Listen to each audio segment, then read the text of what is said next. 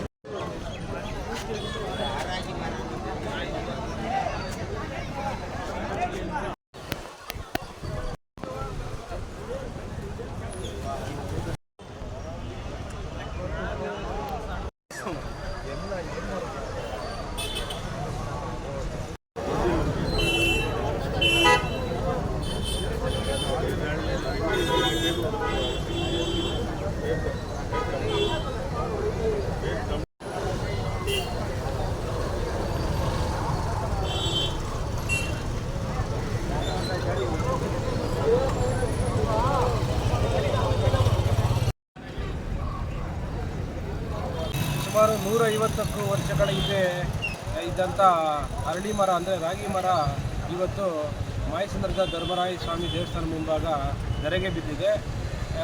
ಬಿದ್ದ ಕಾರಣ ಯಾರಿಗೂ ಜನಗಳಿಗೆ ಅಪಾಯ ಆಗಲಿಲ್ಲ, ಯಾರೂ ಇರಲಿಲ್ಲ. ಸುಮಾರು 2 TT, 1 ಬಸ್ಸು ಮತ್ತು ಟೆಂಪೋ ಜಖಂಗೊಂಡಿದೆ. ಐತಿಹಾಸಿಕ ಆದಂಥ ಈ ಜಾತ್ರೆ ಮಹೋತ್ಸವ ಇನ್ನೇನು 15 ದಿನಗಳಲ್ಲಿ ಬರಲಿದ್ದು, ಅದಕ್ಕೆ ಮುಂಚಿತವಾಗಿ ಇದರ ದುರ್ಘಟನೆ ಆಗಿದ್ದು ಒಳ್ಳೆಯದಂತೆ. ಜಾತ್ರೆ ಟೈಮಲ್ಲಿ ಏನಾರು ಆಗಿದ್ದರೆ ಸುಮಾರು ಜನ ಇಲ್ಲಿ ಸತ್ತೋಗಿರೋರು.